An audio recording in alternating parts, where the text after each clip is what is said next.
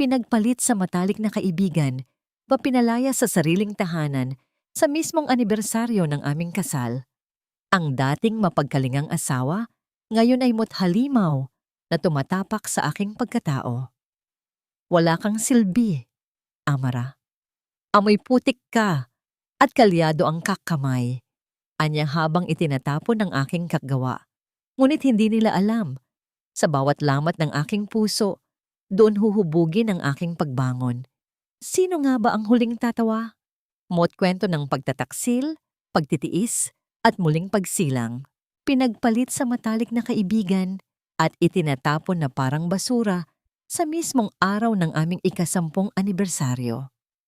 Akala ko, pag-ibig ang hinuhubog ko sa loob ng 10 taon, iyon pala ay isang masalimuot na kasinungalingan lamang na binuo ng asawa ko at ni Selena. Walang kwenta. Amoy putik. Isang pabigat. Iyan ang mga salitang ipinamukha nila sa akin bago ako pinalayas sa sarili kong tahanan. Ngunit hindi nila alam, sa bawat lamat ng aking puso, doon huhubugin ang aking muling pagsilang. Sino nga ba ang huling tatawa kapag ang putik na kanilang minalit ay siyang dudurog sa kanilang karangyaan? Handa ka na bang masaksihan ang aking pagbangon mula sa abo ng pagkakanulo? Ang regalo ng pagkanulo. Huwag kang mag-alala, Marco. Pipirma rin ang babaeng yon. Saan pa ba siya pupunta? Wala naman siyang matitirhan bukod sa bahay na ito. At sino ba ang magkakagusto sa isang babaeng amoy putik at puno ng kalyo ang mga kamay? Nanigas ako sa kinatatayuan ko sa likod ng bahagyang nakabukas na pinto ng aming silid-aklatan. Ang boses na yun ay kay Selena, ang babaeng itinuring kong kapatid, ang kasama ko sa bawat pighati at saya sa loob ng maraming taon. Ngunit ang boses na sumagot sa kanya ang tunay na nagbaon ng patalim sa aking dibdib. Alam ko, mahal, konting tiis na lang. Nakakasuka na ring makita ang mukha niyang laging madungis. Isang dekada na akong nagtitiis sa pagiging boring niya. Kung hindi ko lang kailangan ang pirma niya sa mga dokumento ng lupa sa Laguna, matagal ko na siyang itinapon sa kalsada. Iyon ang tinig ni Marco. Ang lalaking pinaglaanan ko ng aking kabataan. Ang lalaking ipinagluluto ko gabi-gabi kahit pagod na ang aking katawan mula sa paggawa ng goma. Naramdaman ko ang panginginig ng aking mga daliri. Sa aking kanang kamay, bitbit ko ang isang maliit na kahon na nakabalot sa kulay gintong papel. Sa loob niyon ay ang pinakamagandang florera na ginawa ko sa buong buhay ko. Isang obra maestra na nilagyan ko ng gintong ukit bilang simbolo ng aming ika-10 taon ng pagsasama. Isang buwan akong nagtipid, hindi kumakain ng pananghalian at nagtatrabaho hanggang madaling araw sa ilalim ng malamig na liwanag ng buwan para lamang mabili ang pinakamahal na glaze para sa regalong ito. Dahan-dahang lumuwag ang aking pagkakahawak sa kahon.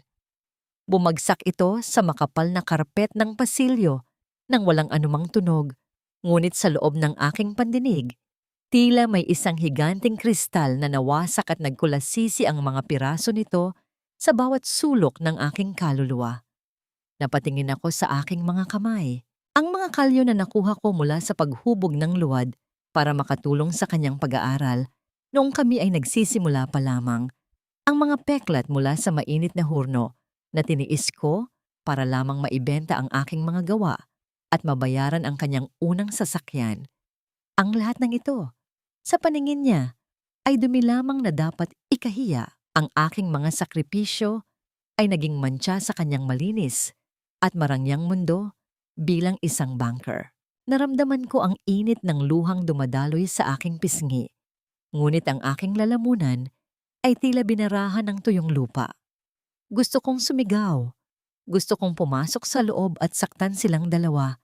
Pero ang aking mga binti ay tila naging kasing bigat ng basang luwad. Ang hangin sa paligid ko ay tila nawala. Pinalitan ng amoy ng panis na pagmamahal at mabulok na katapatan. Pinihit ko ang aking katawan at dahan-dahang humakbang palayo. Tila isang anino na wala ng buhay. Bawat hakbang ay tila pagtapak sa mga bubog ng aking sariling pangarap. Naririnig ko pa rin ang kanilang mahinang tawanan sa loob ng silid. Isang tunog na mas masakit pa sa anumang sampal na maaari kong matanggap. Huminto ako sa tapat ng bintana at tiningnan ang aking refleksyon sa salamin. Isang babaeng maputla, may mga matang puno ng pighati at mga kamay na nanginginig sa ilalim ng dilaw na ilaw ng chandelier. Ganito na lang ba talaga ang halaga ko? Matapos ang 10 taon ng pagpapakasakit, matapos kong ibigay ang lahat ng meron ako para sa kanyang tagumpay, ang huling regalo ko ba sa kanya ay ang sarili kong pagkawasak? Sa dinami-dami ng bagyong sinuong ko para sa kanya, sa dinami-dami ng hirap na kinalimutan ko para lamang makita siyang nakangiti sa harap ng ibang tao, bakit ako pa ang naiwan na basang-basa at nanginginig sa gitna ng ulan? Paano naging ganito kadali para sa kanya nasaktan ng taong naging sandigan niya noong wala pa siyang anuman? Nanatili akong nakatayo sa dilim ng pasilyo, hinihintay ang aking sariling puso na tuluyang tumigil sa pagtibok para sa kanya. Ngunit sa gitna ng matinding sakit, may isang maliit na kislap ng galit ang nagsimulang mag-alab sa aking kalooban.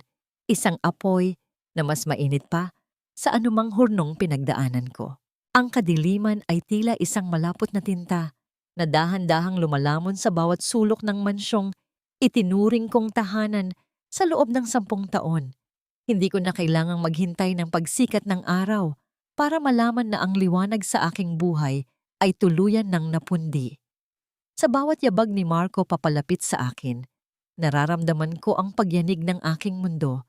Isang pagyanig na hindi nagmumula sa lupa, kundi sa kailaliman ng aking wasak na pagkatao. Ano pang hinihintay mo? Kunin mo na ang mga basura mo at lumayas ka na.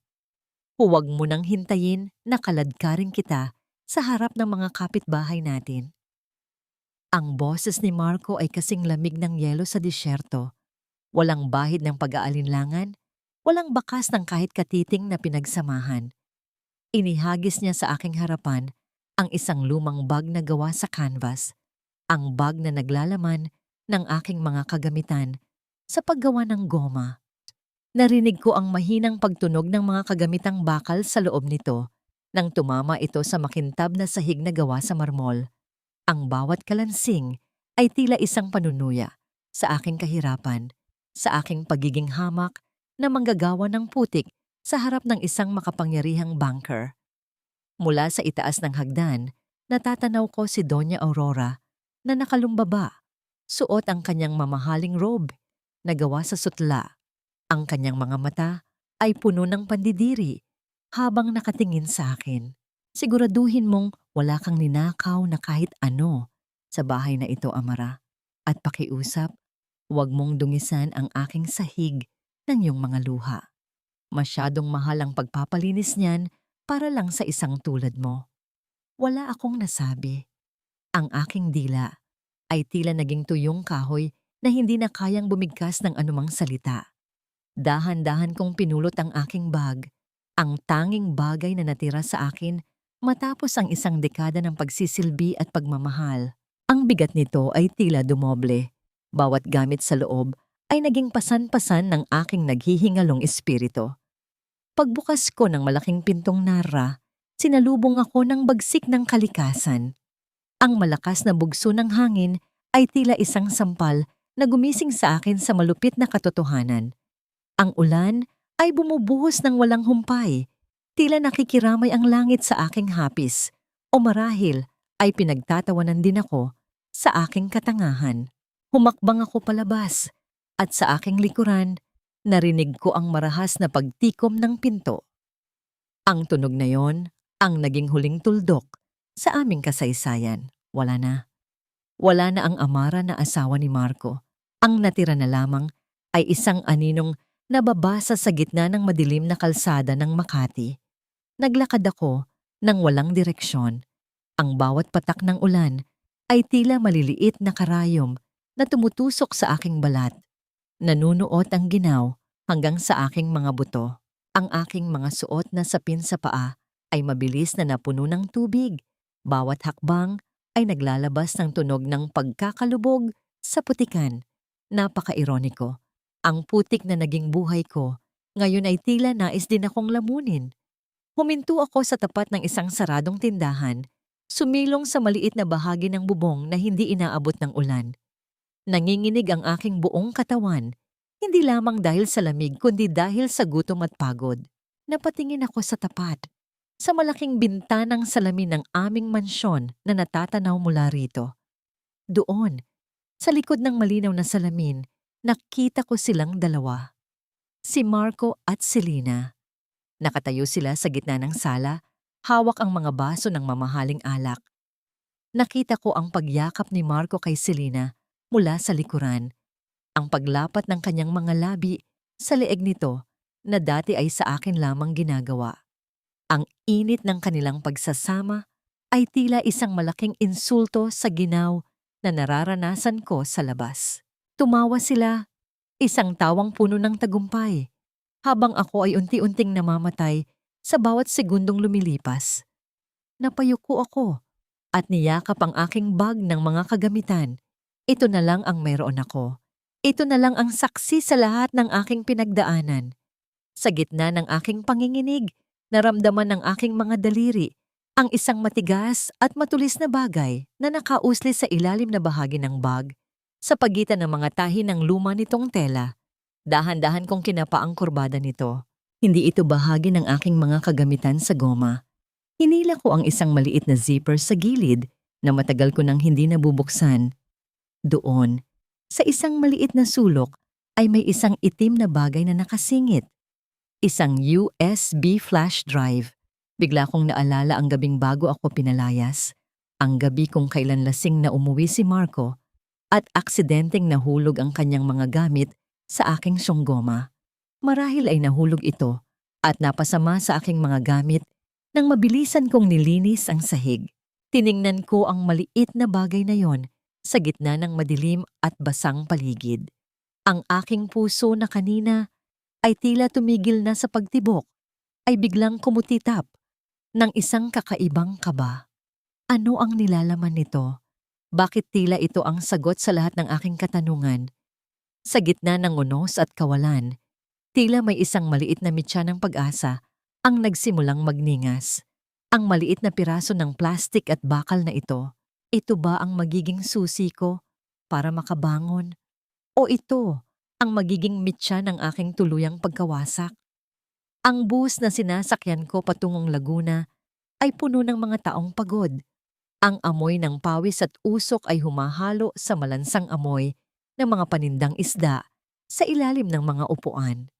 Ngunit sa gitna ng ingay ng makina at daldalan ng mga pasahero, ang tanging naririnig ko ay ang paulit-ulit na boses ni Marco sa aking isipan.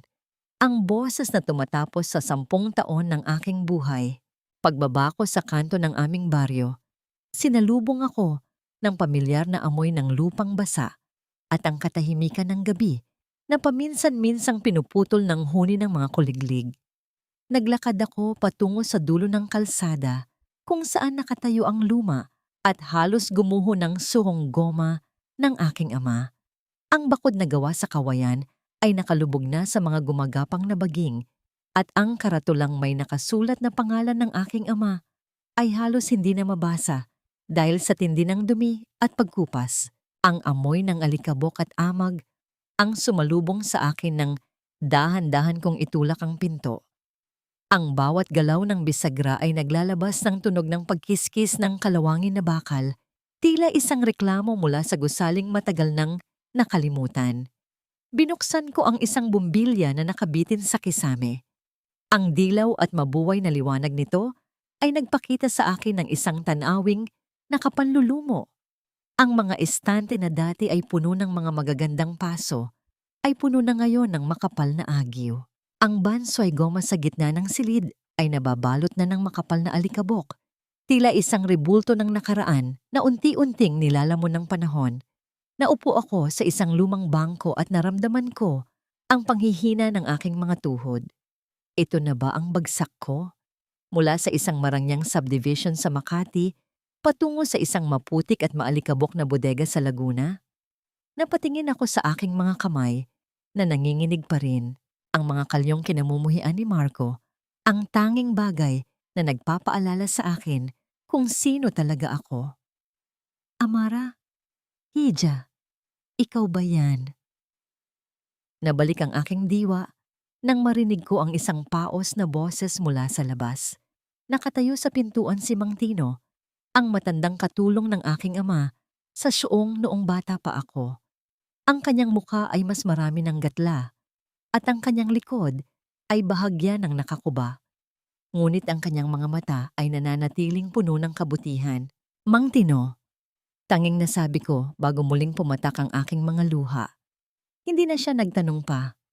Alam ko na sapat na ang makita akong basang-basa. May dalang lumang bag at nasa ganitong kalagayan para maunawaan niya ang lahat. Umalis siya sandali at bumalik na may dalang isang mangkok ng mainit na kanin at isang pirasong tuyo. Ang usok mula sa mainit na pagkain ay humalo sa malamig na hangin ng gabi. Kumain ka muna, Hija. Ang tiyan na walang laman ay hindi nakakatulong sa pusong sugatan, malumanay niyang sabi. Sa bawat subo ko ng simpleng pagkain na yon, mas lalo kong naramdaman ang pait ng aking sinapit. Ang lasa ng tuyo at mainit na kanin ay nagpapaalala sa akin ng panahon bago ko nakilala si Marco. Noong payak ang buhay pero puno ng katapatan. Samamantalang sa loob ng 10 taon, ang mga mamahaling steak at alak na pinagsaluhan namin ay punong-puno pala ng lason at panlilinlang. Matapos kumain at makapagpalit ng tuyong damit, naalala ko ang itim na USB sa aking bag. Nilapitan ko ang lumang computer ng aking ama sa sulok. Isang desktop na tila himalang gumagana pa rin nang pindutin ko ang power button. Ang tunog ng pag-ikot ng luma nitong fan ay tila isang paghinga ng isang matandang may sakit. Isinaksak ko ang USB at hinintay ang paglabas ng mga file sa screen. Ang aking hininga ay tila tumigil nang mabuksan ng isang folder na may pangalang Amra Collateral. Hindi ako makapaniwala sa aking nakikita. Ang mga bangbiyo ng bangko ay nagpapakita ng sunod-sunod na mga loan o utang na kinuha sa ilalim ng aking pangalan. Ang pirma ko o ang panggagaya sa aking pirma ay nakalagay sa mga dokumentong nagsasabing isinasanla ko ang lupa ng aking ama sa Laguna para sa isang negosyong hindi ko man lang alam. Ang halaga ng utang ay umaabot sa milyon-milyong piso. At ang mas nakakasuka, ang lahat ng pera mula sa mga loan na ito ay direktang inililipat sa isang account na may pangalang Selena Morales. Ang aking puso ay tila pinipiga ng isang dambuhalang kamay. Hindi lang niya ako ipinagpalit. Ginamit niya ako para magnakaw. At ngayon, ang tanging bagay na iniwan sa akin ng aking ama ay nanganganib ding makuha sa akin dahil sa kasakiman nila. Ang mga lamat sa aking puso ay tila naging malalalim na bangin. Paanong naging ganito kasama ang taong minahal ko? Gaano na ba katagal nila akong ginagawang tanga? Hindi ko na malaya na nakatulog na pala ako sa harap ng lumang computer. Ang aking pisngi ay nakapatong sa matigas na kahoy ng mesa. Nagising ako dahil sa isang kakaibang amoy na pumasok sa aking ilong. Hindi ang pamilyar na amoy ng basang lupa o amag ng syuong, kundi ang masangsang at matamis na amoy ng isang mamahaling pabango mula sa Pransya. Isang amoy na alam kong pag-aari ng babaeng sumira sa aking buhay. Dahan-dahan kong iminulat ang aking mga mata at doon, sa gitna ng aking maduming syong, nakatayo si Selena. Nakasuot siya ng isang hapit na pulang damit at itim na salamin sa mata. Ang kanyang mga kuko ay bagong linis at kumikinang, isang malaking kontras sa aking mga daliring puno ng itim na dumi mula sa paglilinis ng mga lumang kagamitan. Nakakaawa ka naman, Amara. Simula niya, ang boses ay puno ng mapait na tamis, habang tinitingnan ang paligid ng may pandidiri. Mula sa isang mansyon sa Makati, nauwi ka sa tambakang ito ng putik. Kung alam ko lang na ganito kadali kang itapon, sana ay matagal na kitang pinapaalis. Hindi ako kumibo. Nanatili akong nakaupo. Tinitingnan siya ng diretso sa mga mata. Naramdaman ko ang mabilis na pagtibok ng aking puso, tila isang tambol na nagbababala ng panganib. Ano ang ginagawa mo rito, Selena? Mahinahon kong tanong, bagaman sa loob ko ay gusto ko na siyang palayasin gamit ang aking mga kamay. Nandito ako para sa isang negosyo, Kirida. Sabi niya habang dahan-dahang naglalakad sa paligid ng aking bansay guma. Si Marco ay masyado nang abala sa bangko, kaya ako na ang pinapunta niya. Alam mo naman, ang lupang ito, ang siyong na ito, ay nakapangalan na sa amin dahil sa mga utang na pinirmahan mo. Naparito ako para ibigay sa iyo ang huling pagkakataon. Inilabas niya ang isang brown na envelope at inilapag sa ibabaw ng aking mesa. Sa tabi mismo ng computer kung saan nakasaksak pa rin ang itim na USB. Pirpirmahan mo lang ang dokumentong ito, isang voluntary surrender ng lupa, at bibigyan ka namin ng sapat na pera para makalipat sa isang dissenting apartment sa labas ng Laguna. Huwag ka nang lumaban, Amara. Wala kang pera, wala kang koneksyon, at higit sa lahat, wala ka ng dangal. Danggal? Mahina kong ulit sa kanyang salita. Ang kapal ng mukha mong banggitin ang salitang yon habang ninanakawan mo ang taong tumuring sa'yo na kapatid. Isang nakakabinging tawa ang lumabas sa kanyang mga labi. Kapatid? Nagpapatawa ka ba? Ginawa lang kitang hagdan para maabot si Marco. At ngayon, tapos na ang laro. Biglang bumukas ang pinto ng suhong at isang lalaking hindi ko kilala ang pumasok. May hawak siyang kamera at mukhang isang bayarang kumuha ng litrato. Bago pa ako makapagsalita, mabilis na lumapit sa akin si Selena. Hinawakan niya ang aking mga kamay at pilit na ipinatong sa kanyang balikat, habang ang lalaki ay nagsimulang kumuha ng mga litrato mula sa iba't ibang anggulo. Bitawan mo ako! Sigaw ko habang pilit na kumakawala. Ngunit ang lalaki ay mabilis na lumapit at hinawakan ang aking baywang. Tila ipinapakita sa mga litrato na kami ay may malalim na ugnayan.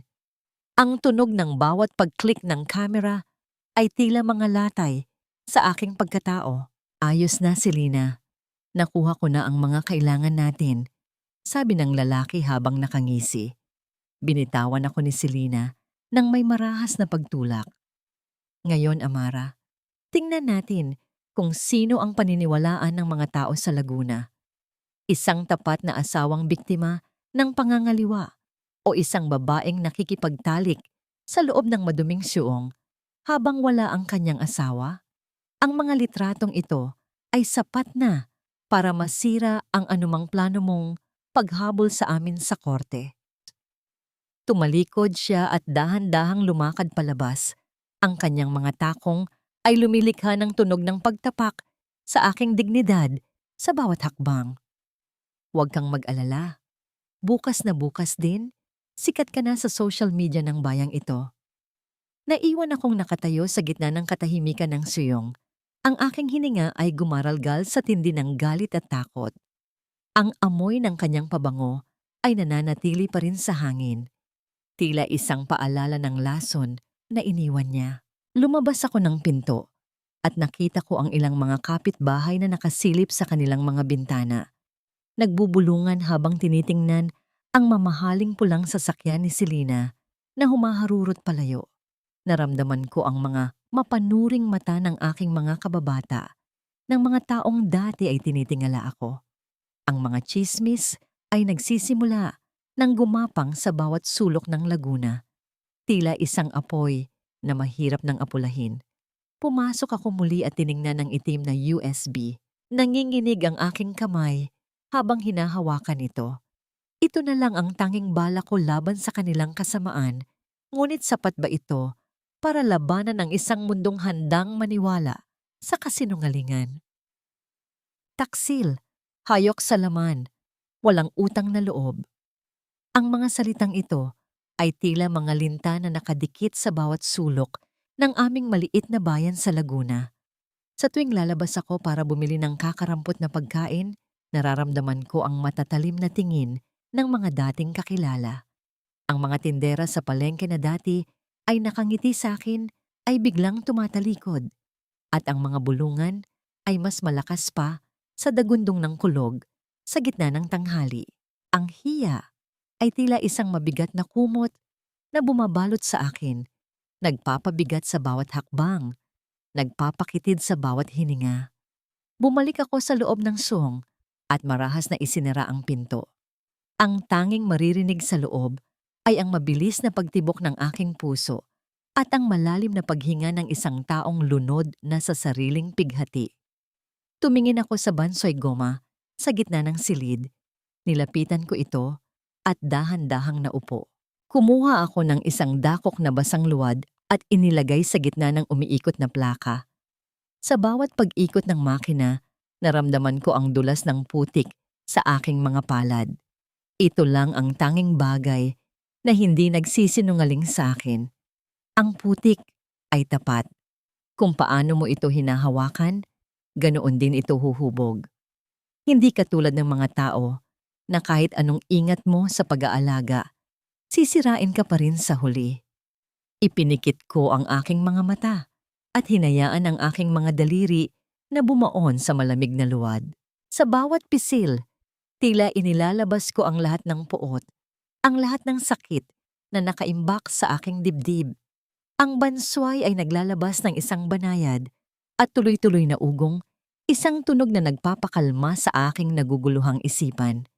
Doon ko naramdaman ang muling pagkonekta sa aking sarili. Hindi ako ang babaeng nasa mga litrato ni Selena. Hindi ako ang basurang itinapon ni Marco.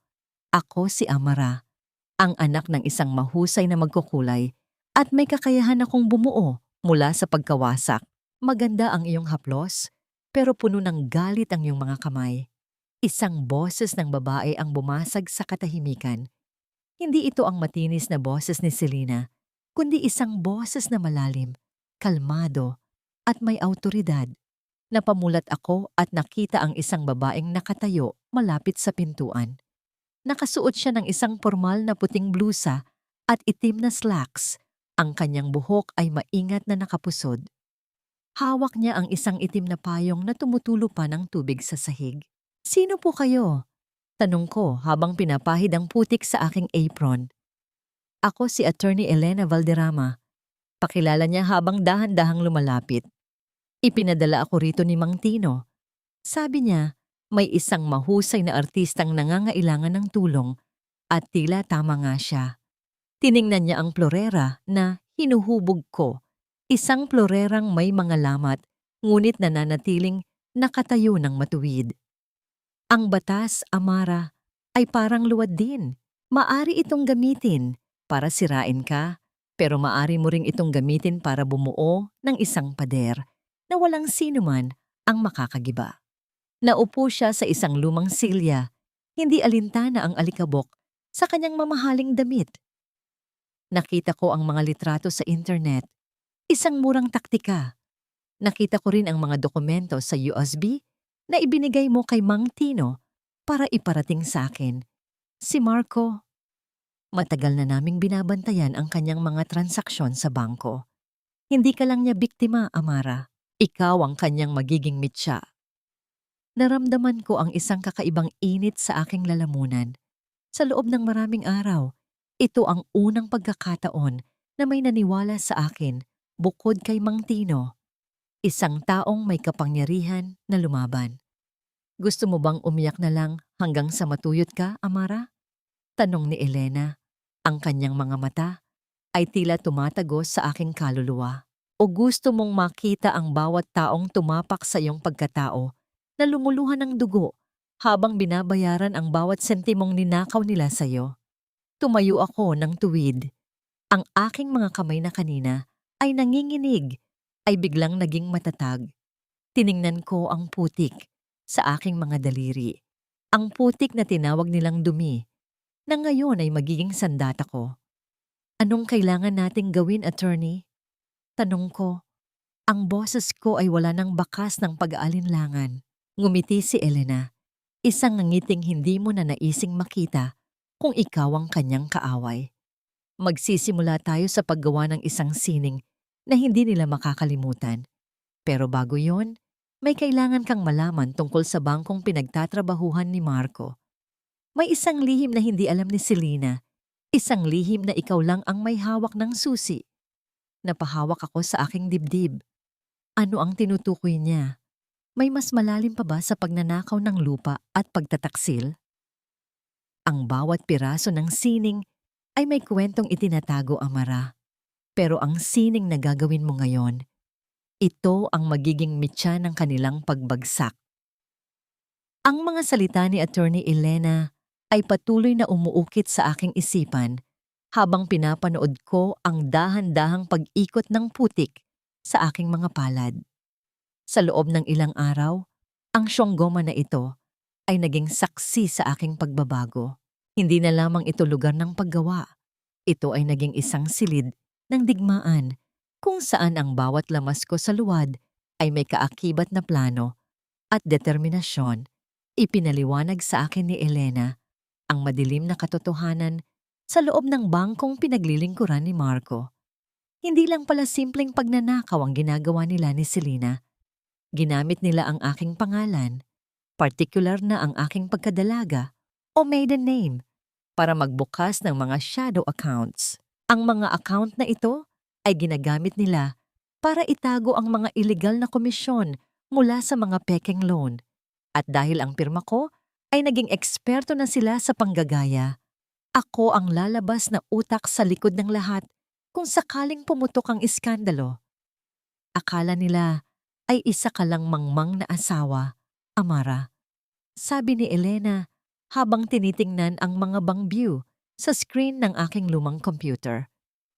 Hindi nila alam na ang sining mo ang magiging pinakamalaking pagkakamali nila.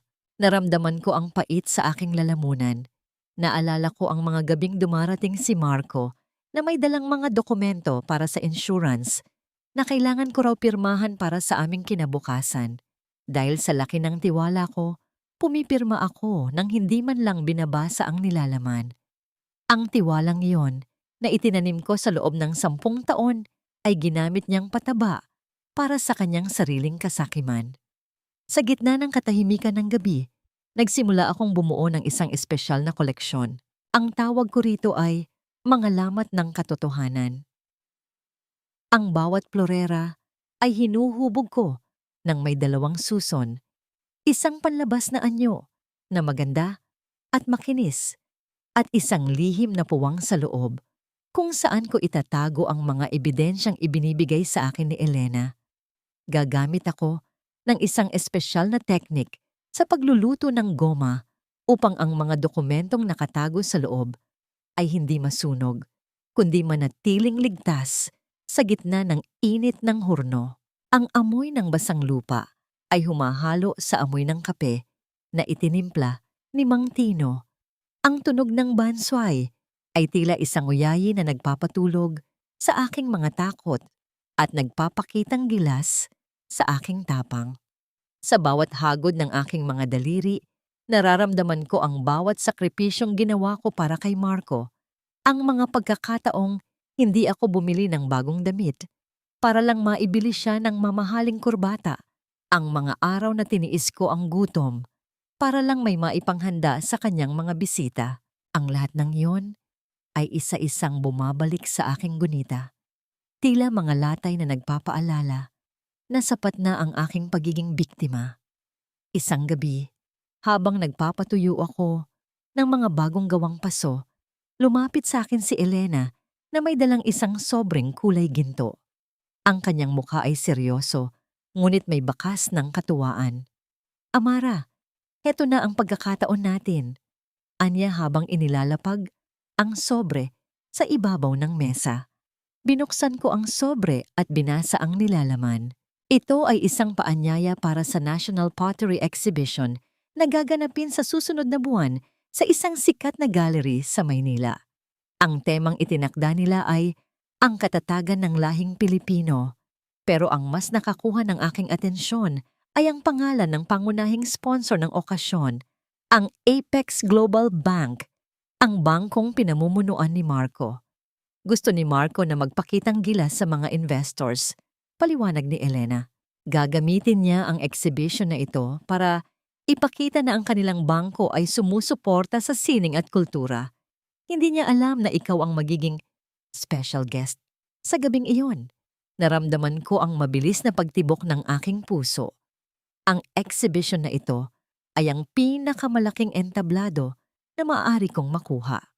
Doon, sa harap ng mga pinakamataas na opisyal ng gobyerno, mga mamamahayag, at mga kagalang-galang na tao sa lipunan, ilalantad ko ang sining na wawasak sa kanilang mga maskara. Ngunit may isang problema.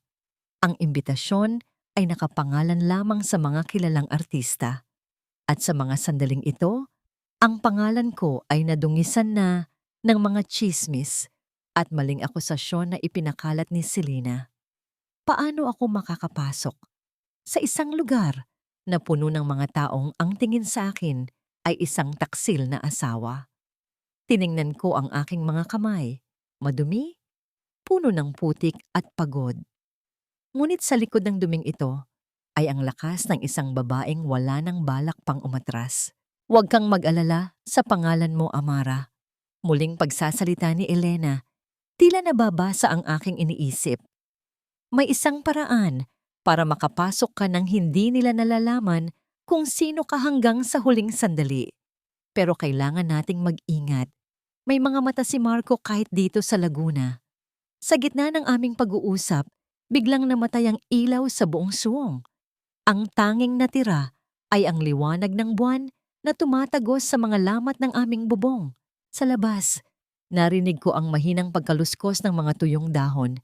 Tila may isang taong naglalakad ng dahan-dahan sa paligid ng gusali. Ang aking hininga ay tila tumigil. Hinawakan ko ang isang matulis na kagamitan sa pag-ukit ng goma. Sino ang nasa labas? Alam na ba ni Marco ang tungkol sa USB? O si Selena ay may bago na namang pakay para tuluyan akong patahimikin? Huwag mong isipin na dahil lang sa nakalusot ka sa Makati, ay magagawa mo rin yan dito sa Laguna. Ang mga basura ay dapat manatili sa tambakan, Amara. At ang tambakang iyan ay ang maduming siyong na ito. Ang boses na yon ay kasing talas ng isang labaha, pumuputol sa katahimikan ng gabi. Nang muling bumukas ang mga ilaw, hindi ko nakita ang isang magnanakaw o isang mamamatay tao. Sa halip, nakatayo sa gitna ng aking maduming siyong, si Doña Aurora. Nakasuot siya ng isang mamahaling ternong kulay asul. Ang kanyang mga alahas ay kumikinang sa ilalim ng mabuhay na ilaw ng bumbilya. Tila mga bituing naligaw sa gitna ng putikan. Sa likuran niya ay ang kanyang draper na siyang nagpatay ng ilaw kanina. Nakatayo ng matuwid at may bakas ng pananakot sa mga mata. Naramdaman ko ang panlalamig ng aking mga kamay habang mahigpit kong hawak ang isang larawan ng aking yumaong ama. Ang aking ama na buong buhay na nagpakapagod sa suong na ito para lamang mabigyan ako ng magandang kinabukasan. Ngayon, ang presensya ng babaeng ito ay tila isang malaking mantsa sa bawat sulok ng gusaling puno ng alaala ng katapatan. Doña Aurora, mahinahon kong sabi, bagaman ang aking puso ay tila isang tambol na mabilis ang paghampas. Anong kailangan niyo sa akin sa ganitong oras? Naparito ako para tapusin ang gulo na sinimulan mo. Anya habang dahan-dahang lumalapit, ang kanyang mga takong ay lumilikha ng tunog ng pag-apak sa aking dignidad sa bawat hakbang. Inaakit mo ang aking anak, ninanakawan mo ang kanyang bangko, at ngayon ay nagpapakalat ka pa ng mga kasinungalingan sa tulong ng isang abogadang walang pangalan. Sawang-sawa na ako sa iyo, Amara. Inilapag niya ang isang makapal na dokumento sa ibabaw ng aking bansoy guma. Pirpirmahan mo ang deed of sale na ito. Ibibigay ko sa iyo ang 500,000 piso. Malaking pera na yan para sa isang tulad mong basahan na ngayon. Kunin mo ang pera at lumayo ka na sa buhay ng anak ko. Huwag mo nang hintayin na gamitin ko ang lahat ng koneksyon ko para mabulok ka sa kulungan. Naramdaman ko ang isang mapait na tawa na gustong kumawala sa aking lalamunan. 500,000?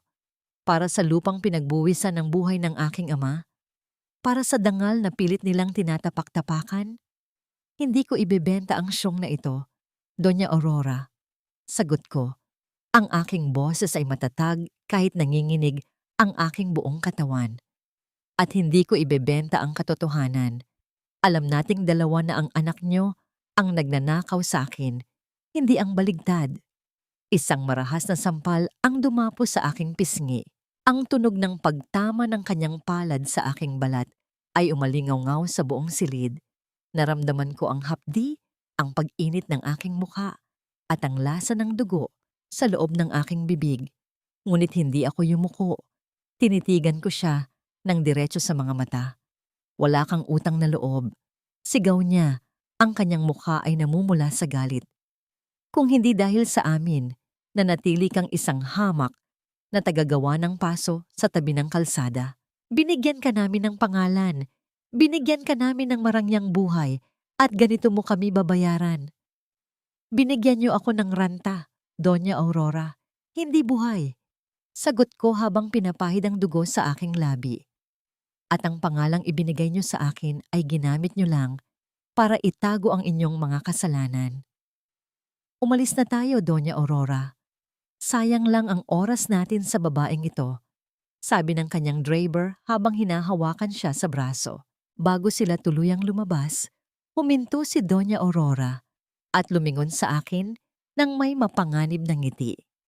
Tandaan mo ito, Amara. Sa mundong ito, ang sining ay walang silbi kung wala kang kapangyarihan. Sisiguraduhin kong sa exhibition na pinapangarap mo, ang tanging madudurog ay hindi ang iyong guma, kundi ang iyong huling pag-asa. Nang makaalis sila, napaupo ako sa sahig. Ang katahimikan ng gabi ay tila mas naging mabigat. Napatingin ako sa isang lumang baul sa sulok ng suwong na bahagyang nabuksan dahil sa pagkakausog ng driver kanina. Lumapit ako rito at hinalungkat ang mga lumang gamit ng aking ama. Doon, sa ilalim ng mga lumang dyaryo at tuyong dahon, nakakita ako ng isang maliit na kahon na gawa sa kahoy. Sa loob nito ay may isang lumang sulat na may petsang 30 taon na ang nakalilipas. Ang sulat ay galing kay Aurora noong hindi pa siya donya. Ang nilalaman nito ay isang pakiusap sa aking ama para sa isang malaking halaga ng pera upang mabayaran ang isang utang na maaaring magpabagsak sa kanilang pamilya noon. Ang aking hininga ay tila tumigil.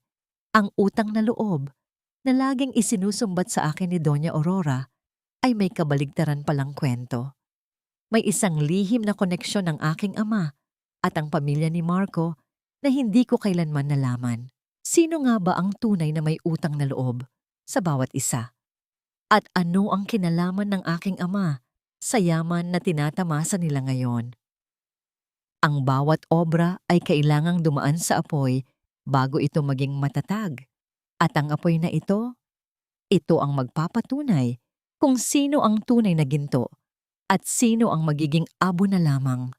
Ang mga salitang ito ng aking ama ang paulit-ulit na umaaling-aungaw sa aking isipan habang nakatitig ako sa naglalagablab na hurno sa gitna ng kadiliman ng gabi.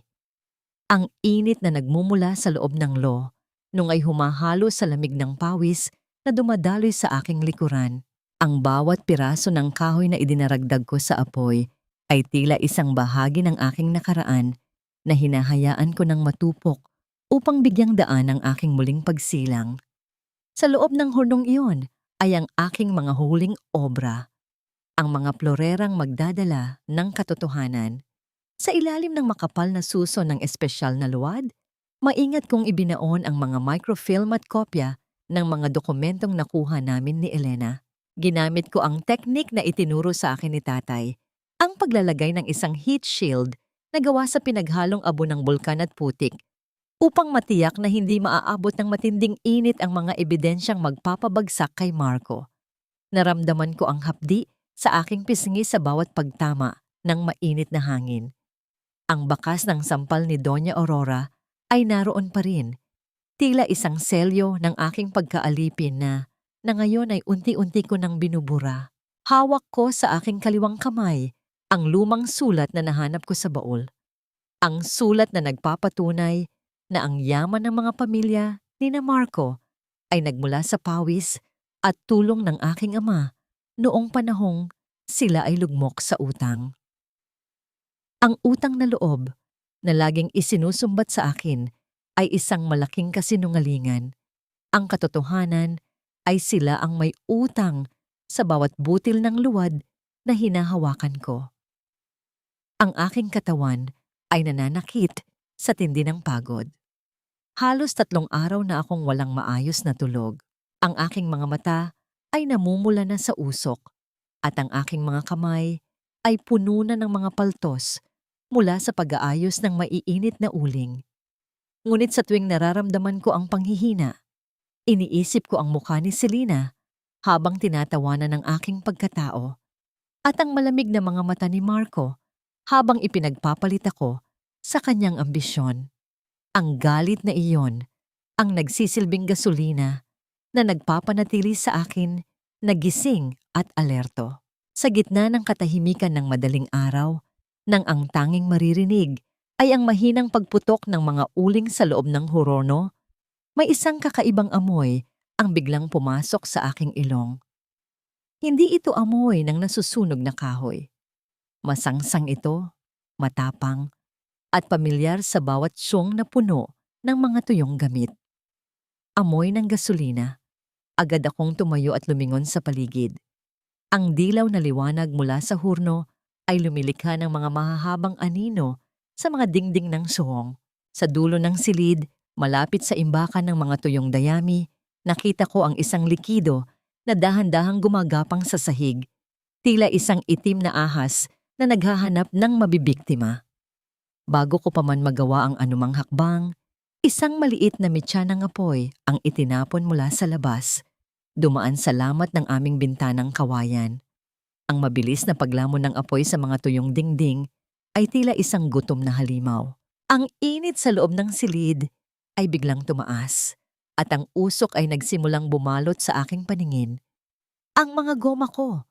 Sigaw ko sa loob ng aking isipan. Bagaman walang boses na lumabas sa aking lalamunan, hindi ko inisip ang aking kaligtasan. Ang tanging nasa isip ko ay ang mga plorerang nasa loob ng hurno. Kung masusunog ang suhong, maaring masira ang mga ito o makuha ng kung sino man ang may gawa nito. Alam kong si Marco o si Selena ang may pakana nito. Nais nilang tuluyan akong burahin bago pa man dumating ang araw ng exhibition. Dali-dali akong kumuha ng isang basang kumot at ibinalot sa aking katawan. Ang bawat paghinga ko ay puno ng uling at usok, nagpapasikip sa aking dibdib. Sinubukan kong lapitan ng hurno upang protektahan ang mga obra, ngunit ang apoy sa pagitan namin ay lalong lumalakas, tila isang pader ng impyerno na naghihiwalay sa akin sa aking huling pag-asa. Narinig ko ang pagbagsak ng ilang bahagi ng bubong, ang tunog ng naglalagablab na kawayan na tumatama sa semento. Ang init ay tila nagpapatunaw sa aking balat. Sa gitna ng kaguluhan, nakita ko ang isang anino sa labas ng bintana. Isang taong nakatayo lang doon, pinapanood ang aking dahan-dahang pagkawasak. Hindi niyo ako matatapos dito. Bulong ko habang pilit na gumagapang palapit sa aking mga goma. Ang aking mga daliri ay bumaon sa mainit na abo. Kahit maging abo ang siyong na ito, ang katotohanan ay mananatiling buo. Ngunit sa bawat segundong lumilipas, ang hangin sa loob ay paubos na ng paubos. Ang aking paningin ay nagsimulang magdilim at ang huling nakita ko ay ang dambuhalang apoy na dahan-dahang lumalapit sa hurnong naglalaman ng lahat ng aking pinaghirapan. Ang bawat hakbang ko sa makinis at malamig na sahig ng ballroom ng mamahaling hotels sa Makati ay tila isang pagsukay sa kailaliman ng aking sariling hapis. Ang amoy ng mamahaling pabango at sariwang bulaklak sa paligid ay sumasakal sa akin. dahil ang tanging amoy na nananatili sa aking balat ay ang masangsang na usok ng nasunog kong pangarap at ang amoy ng abo mula sa tiyong sa Laguna. 3 araw na ang nakalilipas mula nang tupukin ng apoy ang aking buhay, ngunit ang bawat lamat sa aking puso ay naging kasing itim na ng uling. Hindi nila ako nagawang patayin. Sa tulong ni Mang Tino at ng malamig na tubig mula sa balon, nailigtas ko ang aking mga huling obra, ang mga florerang puno ng lamat, ngunit naglalaman ng katotohanan. Ngayon, nakatayo ako rito, sa gitna ng mga taong nakasuot ng kumikinang na hiyas at mamahaling tuksido. Suot ang aking luma at kupas na barong na may mga bakas pa ng talsik ng luwad at bahagyang sunog sa laylayan. Mula sa malayo, natatanaw ko si Marco.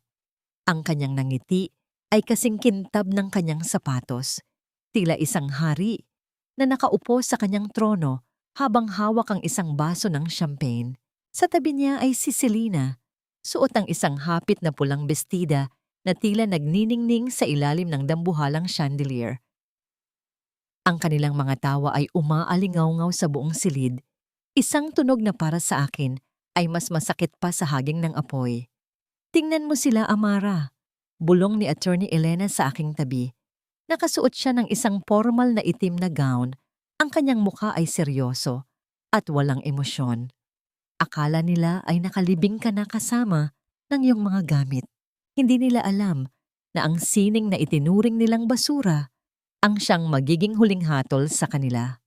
Naramdaman ko ang mabilis na pagtibok ng aking puso, tila isang ibon na nagpupumiglas sa loob ng isang hawla. Ang bawat mapanghusgang tingin ng mga panauhin ay tila mga latay sa aking balat. Naririnig ko ang kanilang mga bulungan, ang mapanirang tsismis na ipinakalat ni Selena tungkol sa aking pagtataksil at pagkabaliw. Ngunit sa gitna ng lahat ng ito, nananatiling matatag ang aking paningin. Ang aking mga kamay na puno ng mga paso at kalyo ay hindi nanginginig. Ngayon, mga Ginoo at ginang, simula ng MC sa entablado, isang malaking karangalan ang ipakilala ang pangunahing sponsor ng ating National Pottery Exhibition at ang tumanggap ng parangal bilang Banker of the Year. Walang iba, kundi si Mr. Marco Villafuerte. Ang masigabong palakpakan ay tila isang marahas na hampas ng alon sa aking pandinig. Tumayo si Marco ng may labis na yabang, dahan-dahang lumakad patungo sa entablado habang hawak ang kamay ni Selena. Si Doña Aurora naman ay nakaupo sa harapang hanay. Ang kanyang mukha ay puno ng tagumpay. Tila isang reyna na nananalo sa isang madugong digmaan. Maraming salamat, panimula ni Marco. Ang kanyang boses ay puno ng pekeng kababaang loob. Ang sining ng goma ay parang pagbabangko. Kailangan ng matibay na pundasyon at tamang paghubog. Ang exhibition na ito ay simbolo ng aming dedikasyon sa pagbuo ng isang matatag na kinabukasan para sa bawat Pilipino. Habang nagsasalita siya, naramdaman ko ang pag-init ng aking dugo. Ang bawat salita niya ay isang malaking kasinungalingan, isang insulto sa bawat butil ng luwad na hinawakan ko para lang suportahan ang kanyang ambisyon. Hindi ko na napigilan ang aking sarili. Dahan-dahan akong humakbang patungo sa gitna ng ballroom. Ang aking mga sapatos na puno ng putik ay lumilikha ng maduming bakas sa maputing carpet. Natahimik ang buong paligid.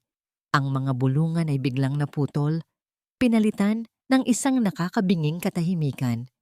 Ang lahat ng mga mata ay nakatuon sa akin. Isang babaeng gusot ang damit. May mga bakas ng uling sa mukha. Ngunit may mga matang nagliliyab sa galit at paninindigan. Napahinto si Marco sa kanyang pagsasalita. Ang kanyang baso ng champagne ay bahagyang nayanig sa kanyang kamay at ang kanyang mukha ay biglang namutla. Tila nakakita ng isang multo na bumangon mula sa sariling libingan. Si Selena naman ay napahawak ng mahigpit sa braso ni Marco. Ang kanyang mga mata ay nanlalaki sa takot at gulat. May huling obra akong nais ipakita.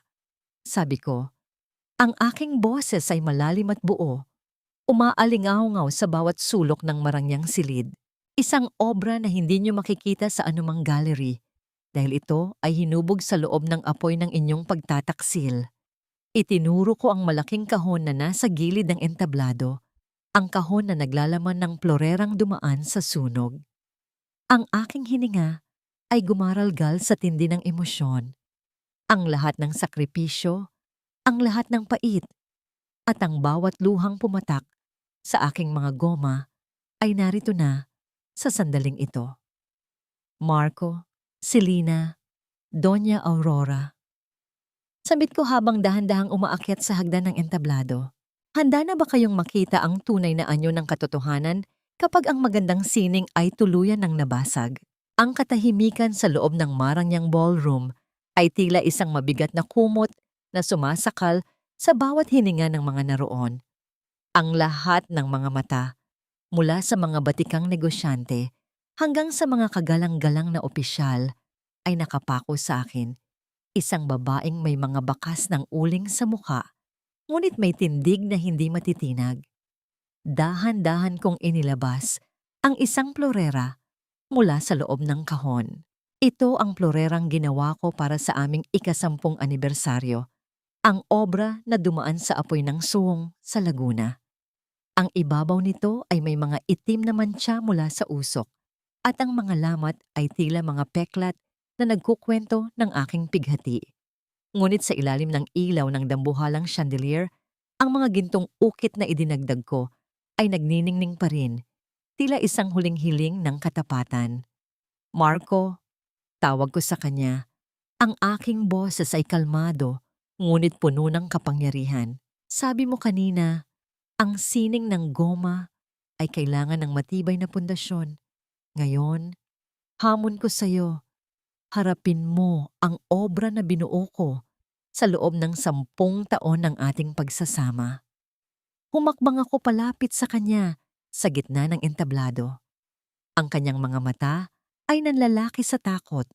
Ang pawis ay dahan-dahang dumadaloy mula sa kanyang noo patungo sa kanyang mamahaling kurbata.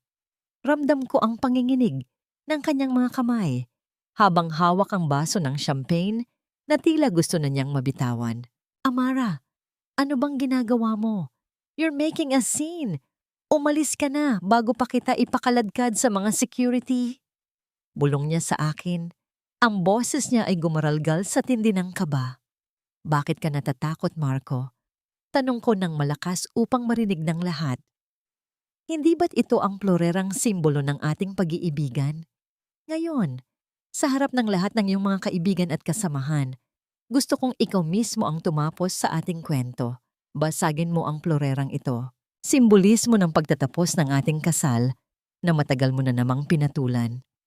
Ang mga bulungan sa paligid ay lalong lumakas. Basagin mo na, Marco. Show her it's over. Sigaw ng isang lasing na panauhin mula sa likuran. Ang presyor ng lipunan na dati ay ginagamit niya laban sa akin, ngayon ay bumabalik sa kanya, tila isang mabilis na bumerang. Napilitan si Marco. Dahan-dahan niyang kinuha ang plorera mula sa aking mga kamay. Nakita ko ang pandidiri sa kanyang muka habang nararamdaman ang tuyong putik at abo sa kanyang malilinis na daliri. Sa isang marahas na pagkilos, binitiwan niya ang plorera at hinayaan itong bumagsak sa matigas na sahig ng entablado. Ang tunog ng pagtama ng goma sa sahig ay tila isang hatol na umalingaw-ngaw sa bawat sulok ng ballroom. Ngunit sa halip na simpleng mga piraso ng luwad lamang ang kumalat, may mga maliliit na plastik na balot at mga rolyo ng microfilm ang tumalsik mula sa loob ng mga lamat nito. Ang mga piraso ng papel na maingat kong itinago sa loob ng dobleng dingding ng plorera ay nagsimulang kumalat sa sahig, tila mga puting talulot ng bulaklak sa isang libing. Ano ito?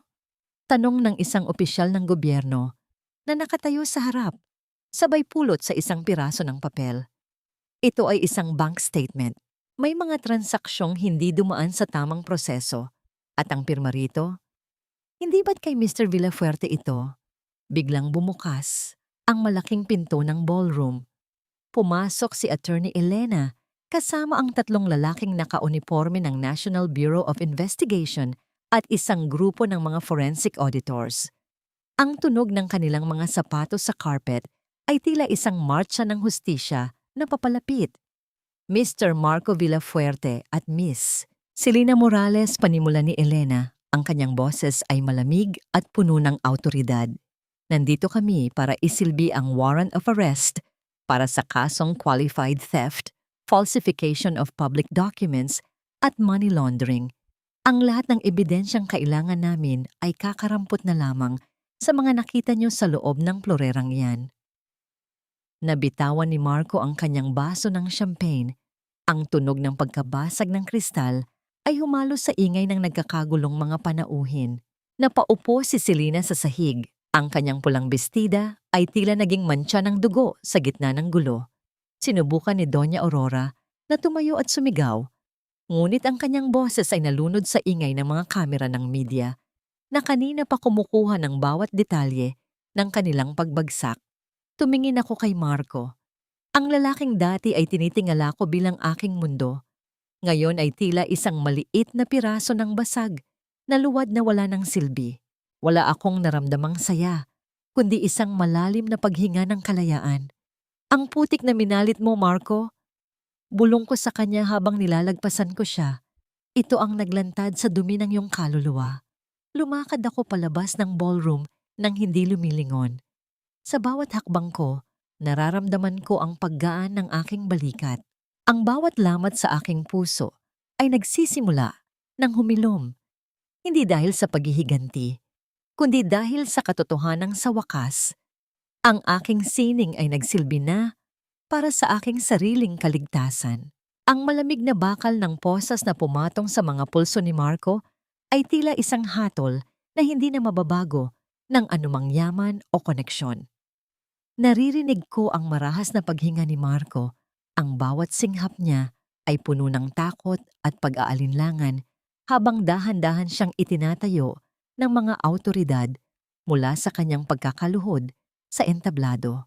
Ang kanyang mukha na kanina ay punong-puno ng kayabangan, ngayon ay tila isang tuyong dahon na nilaylay ng hangin, maputla at walang buhay. Amara, makinig ka. Mapag-uusapan natin ito. Huwag mo namang gawin ito sa akin, sa pamilya natin.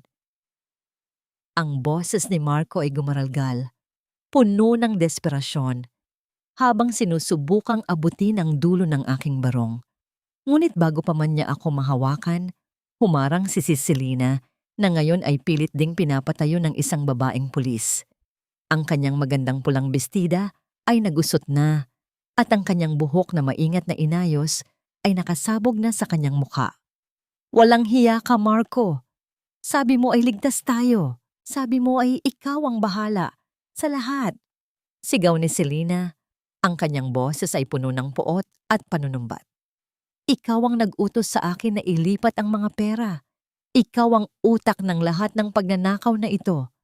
Ang kanilang pag-aaway sa harap ng maraming tao ay tila isang teleseryeng pinapanood ng buong lipunan ng Maynila. Ang bawat salita ng pagtataksil na lumalabas sa kanilang mga bibig ay tila mga huling pako sa kabaong ng kanilang reputasyon. Ang hiya na pilit nilang iniwasan sa pamamagitan ng pagnanakaw sa akin ay ngayon ay bumabalot sa kanila ng mas matindi pa sa anumang parusa ng batas. Mula sa hanay ng mga panauhin, nakita ko si Doña Aurora na pilit itinatago ang kanyang mukha gamit ang kanyang mamahaling pamaypay. Ngunit hindi sapat ang anumang palamuti para itago ang panginginig ng kanyang mga kamay. Ang reyna ng mga Villafuerte ay dahan-dahang bumabagsak mula sa kanyang trono ng kasinungalingan. Nang magtama ang aming mga mata, nakita ko ang takot sa kanyang paningin. Ang takot ng isang taong alam na ang bawat butil ng kanilang yaman ay nakatapak sa pawis ng ibang tao. Ang hustisya, Doña Aurora, ay hindi nabibili sa bangko. Bulong ko sa aking sarili habang pinapanood ko silang ilabas ng ballroom. Ang tunog ng kanilang mga sapatos sa carpet ay tila isang malungkot na martsa patungo sa kanilang bagong tahanan sa likod ng mga rehas. Lumapit sa akin si Attorney Elena at hinawakan ang aking balikat. Tapos na ang laban dito sa Maynila, Amara. Ang lahat ng dokumentong nakuha natin ay sapat na para mabulok sila sa kulungan sa loob ng mahabang panahon. Nakuha na rin natin ang freeze order para sa mga accounts nila at ang lupa sa Laguna ay muling mapapangalan sa iyo. Huminga ako ng malalim. Ang hangin sa loob ng ballroom ay tila naging sariwa muli. Wala na ang amoy ng lason at panlilinlang. Lumabas ako ng hotel at sinalubong ako ng malamig na simoy ng gabi. Tumingin ako sa langit, sa mga bituing tila nakangiti sa akin mula sa malayo. Pagkalipas ng ilang araw, bumalik ako sa Laguna. Hindi na ako nag-iisa. Kasama ko si Mang Tino na masayang nag-aayos ng mga natirang kagamitan sa nasunog na suong. Bagaman maitim pa rin ang mga dingding mula sa apoy, ang amoy ng bagong lupang basa ay muling naghari sa paligid. Dinala ko ang aking mga paa sa sementeryo, sa harap ng puntod ng aking ama. Inilapag ko ang isang maliit at simpleng paso na gawa sa luwad na nakuha ko mula sa mga labi ng sunog. Sa loob nito ay ang dokumentong nagsasabing malinis na ang aking pangalan at ligtas na ang aming lupa. Tay, tapos na po, bulong ko habang dahan-dahang hinahaplos ang malamig na semento ng kanyang himlayan. Ang putik na itinayo mo, hinding-hindi na nila muling madudungisan. Ang bawat lamat sa aking buhay ay naging bahagi na ng aking sining. At ngayon, sa wakas ay malaya na ako.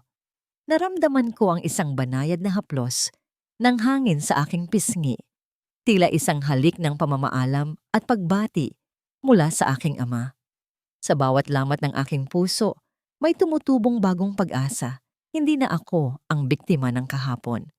Ako si Amara, ang babaeng dumaan sa apoy, nadurog na parang guma, ngunit muling nabuo ng mas matatag at mas maganda kaysa noon. Sa huling pagkakataon, binuksan ko ang radyo sa syuong. Ang balita tungkol sa hatol kina Marco at Selena ay mabilis na kumalat. Wala akong naramdamang galit, kundi isang malalim na kapayapaan. Ang karma ay tila isang bansway goma. Kung ano ang iyong itinanim at hinubog, iyon din ang babalik sa iyo sa huli. Ang bawat pag-ikot ng aking bagong bansway ay tila isang uyayi na nagpapatulog sa mga alaala ng aking mapait na kahapon. Narito ako ngayon, sa gitna ng aking bagong tayong siyong sa Laguna, isang gusaling gawa sa matibay na nara at salamin, kung saan ang sikat ng araw ay malayang tumatagos at nagbibigay ng liwanag sa bawat sulok.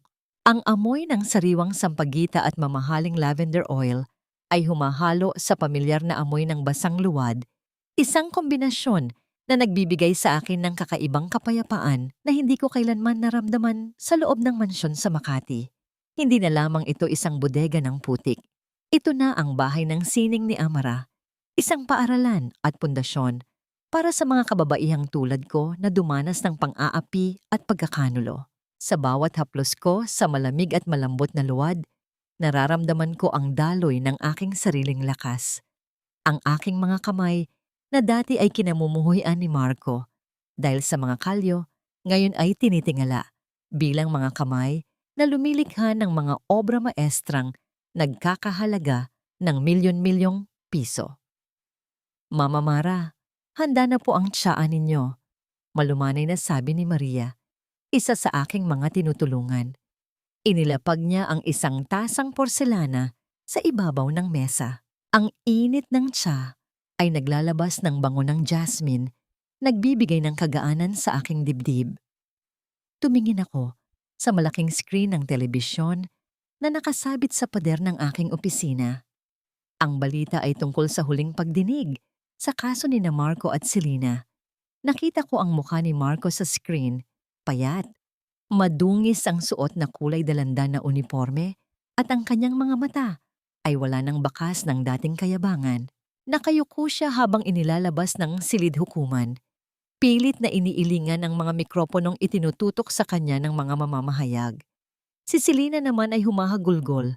Ang kanyang mukha ay puno ng pagsisisi habang pilit na tinatakpan ang kanyang mukha ng kanyang mga posas na kamay. Wala akong naramdamang galit habang pinapanood ko sila. Ang tanging naroon ay ang isang malalim na buntong hininga ng pasasalamat.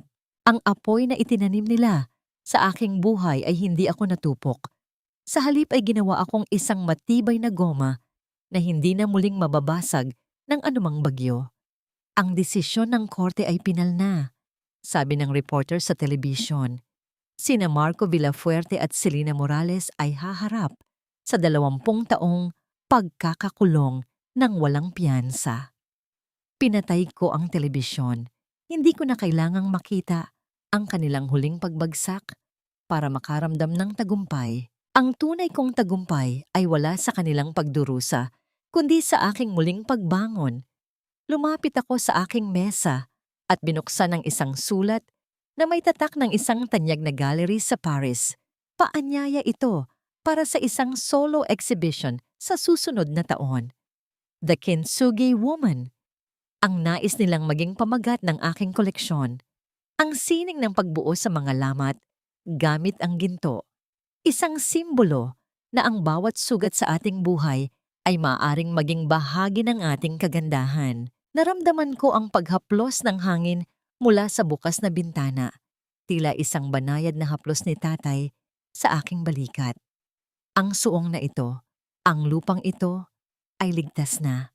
Ang aking pangalan ay hindi naman siya sa lipunan, kundi isang inspirasyon sa bawat babaeng natatakot na tumayo para sa kanilang sarili. Ma'am, may isang panauhin po sa labas, sabi ni Mang Tino habang dahan-dahang pumapasok sa silid. May bakas ng pag-aalinlangan sa kanyang mukha. Isang matandang babae, mukhang pagod na pagod at humihingi ng tawad. Alam ko kung sino ang tinutukoy niya. Hindi ko kailangang itanong ang pangalan. Si Doña Aurora. Ang reynang nawalan ng korona, ang ina na ang tanging yaman ay naging abo dahil sa sariling kasakiman. Tumayo ako at dahan-dahang lumakad patungo sa pinto. Ang aking mga hakbang ay matatag. Ang aking puso ay kalmado. Handa na ba akong harapin ang huling bahagi ng aking nakaraan? O ang pagpapatawad ba, ang huling sangkap na kailangan ko para tuluyang maging buo ang aking sining? Ang mga lamat sa aking buhay ay puno na ng ginto, ngunit may isang piraso pa ang kailangang ilapat. Ang tanong ay, karapat-dapat ba ang isang pusong bato na mabigyan ng muling pagkakataon? Ang sikat ng araw sa hapong ito ay tila isang banayad na ginto na yumayakap sa bawat sulok ng aking malawak na hardin sa Laguna. Ang amoy ng sariwang damo at ang halimuyak ng mga namumukadkad na ilang-ilang ay humahalo sa malinis na amoy ng bagong luto na goma mula sa aking hurno. Wala na ang amoy ng usok, wala na ang malansang amoy ng pagtataksil. Ang bawat hininga ko ngayon ay puno ng kalayaan. Isang uri ng hangin na tanging ang mga taong dumaan sa matinding unos ang tunay na makakaunawa. Tumayo ako sa harap ng aking pinakabagong obra, isang dambuhalang banga na may mga lamat na pinuno ko ng tunay na ginto. Tinatawag ko itong ang pagbangon. Sa tabi nito, nakasandal ang aking pasaporte na may tatak na ng visa patungong Paris. Bukas, lilipad na ako upang ipakita sa mundo na ang isang babaeng binuo mula sa putik ay kayang tumayo sa pinakamataas na entablado ng sining. Ma'am Amara, narito po siya sa labas ng tarangkahan. Malumanay na ulat ni Maria. Ang kanyang boses ay may halong pag-aalala. Tila natatakot na muli akong masaktan. Dahan-dahan akong lumakad patungo sa labas. Doon, sa ilalim ng matandang puno ng mangga, nakatayo ang isang babaeng halos hindi ko na makilala. Ang kanyang dating marangyang terno ay napalitan ng isang luma at kupas na bestidang bulaklakin. Ang kanyang buhok na dati ay maingat na nakaayos, ay puting-puti na at tila wala ng buhay. Si Doña Aurora, ang reynang dati ay yuyurak sa aking pagkatao. Ngayon ay nakatayo sa harap ko na nanginginig ang mga kamay habang hawak ang isang maliit na bayong. Amara, ang kanyang boses ay tila isang tuyong dahon na kinakaluskos ng hangin. Patawarin mo ako, Hija. Wala na akong matakbuhan. Ang mansyon, ang mga alahas, ang lahat, nakuha na ng bangko para pambayad sa mga utang ni Marco. Ang anak ko, mabulok na siya sa kulungan at ako ay iniwan niyang mag-isa sa gitna ng kahihiyan. Tiningnan ko siya ng matagal. Wala akong naramdamang galit. Wala ring naramdamang tuwa sa kanyang sinapit. Ang tanging naroon ay ang isang malalim na katahimikan. Naalala ko ang sulat ni tatay, ang tulong na ibinigay niya sa pamilyang ito na kailanman ay hindi nila kinilala.